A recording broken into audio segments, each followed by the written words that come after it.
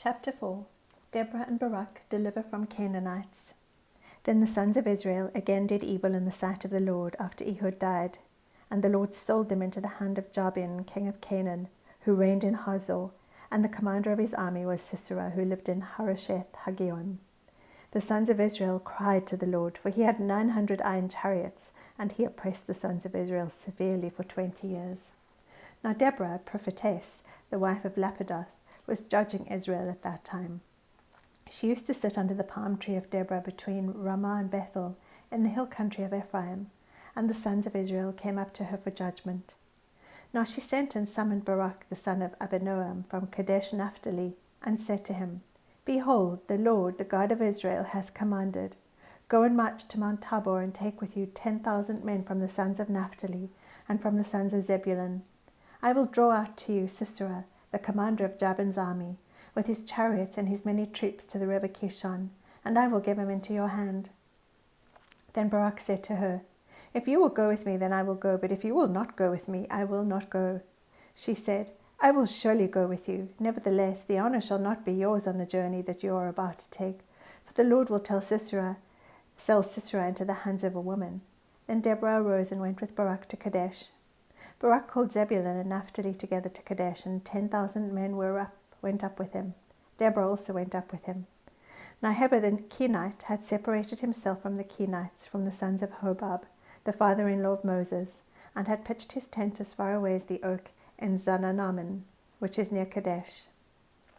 Then they told Sisera that Barak the son of Abinoam had gone up to Mount Tabor. Sisera called together all his chariots, 900 iron chariots, and all the people who were with him, from Harosheth Hagoyim to the river Kishon. Deborah said to Barak, Arise, for this is the day in which the Lord has given Sisera into your hands. Behold, the Lord has gone out before you. So Barak went down from Mount Tabor with 10,000 men following him. The Lord routed Sisera and all his chariots and all his army with the edge of the sword before Barak, and Sisera alighted from his chariot and fled away on foot. But Barak pursued the chariots and the army as far as Harosheth Hagoyim, and all the army of Sisera fell by the edge of the sword. Not even one was left. Now Sisera fled away on foot to the tent of Jael, the wife of Heber the Kenite, for there was peace between Jabin the king of Hazor and the house of Heber the Kenite. Jael went out to meet Sisera and said to him, Turn aside, my master, turn aside to me, do not be afraid. And he turned aside to her into the tent, and she covered him with a rug. He said to her, Please give me a little water to drink, for I am thirsty. So she opened a bottle of milk and gave him a drink. Then she covered him. He said to her, Stand in the doorway of the tent, and it shall be, if anyone comes and inquires of you, and says, Is there anyone here? That you shall say no. But Jael, Heber's wife, took a tent peg and seized a hammer in her hand, and went secretly to him, and drove the peg into his temple, and it went through into the ground, for he was sound asleep and exhausted. So he died. And behold, as Barak pursued Sisera, Jael came out to meet him and said to him, Come, and I will show you the man whom you are seeking. And he entered with her, and behold, Sisera was lying dead with a tent peg in his temple. So God subdued on that day Jabin the king of Canaan before the sons of Israel. The hand of the sons of Israel pressed heavier and heavier upon Jabin the king of Canaan, until they had destroyed Jabin the king of Canaan.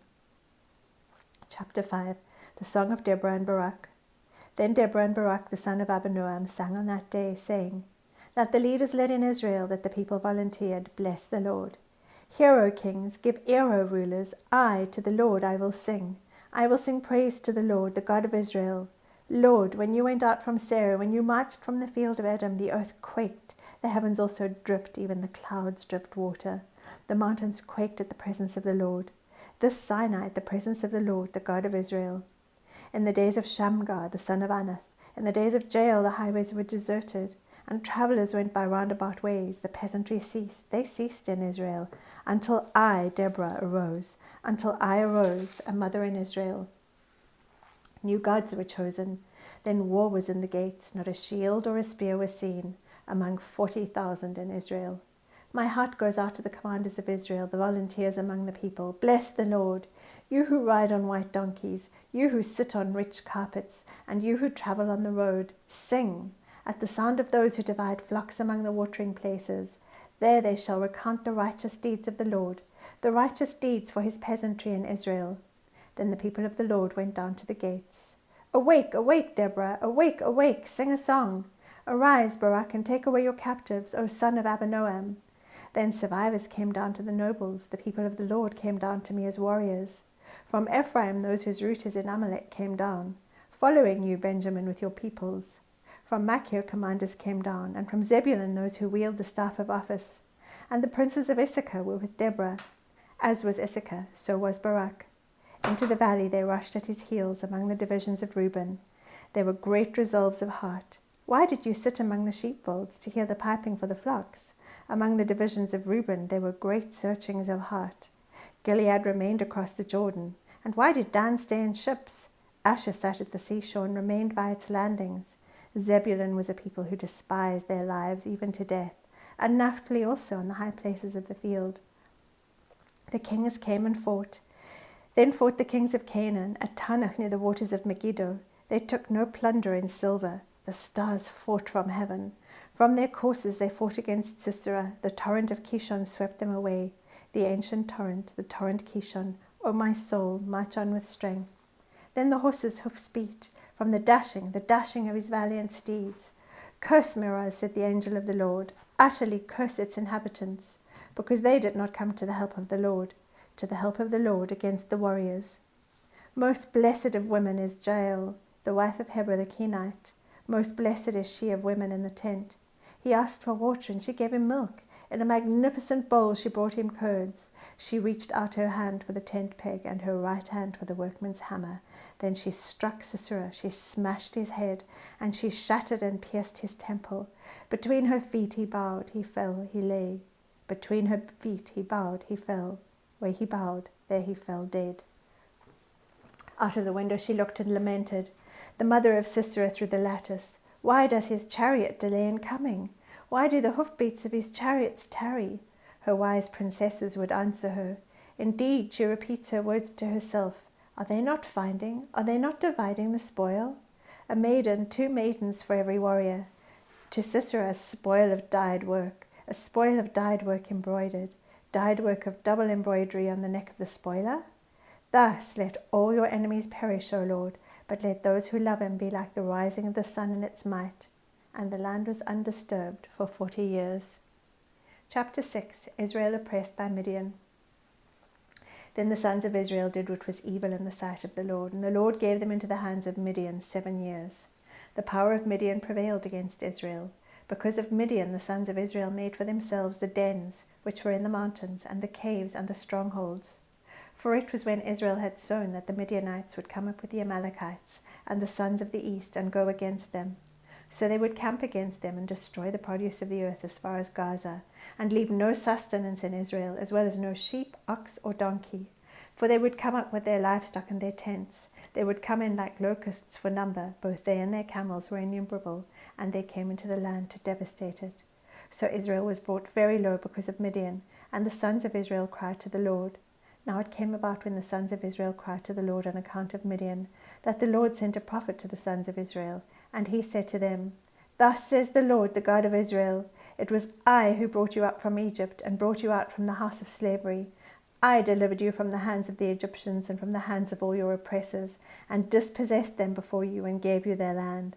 And I said to you, I am the Lord your God. You shall not fear the gods of the Amorites, in whose land you live. But you have not obeyed me.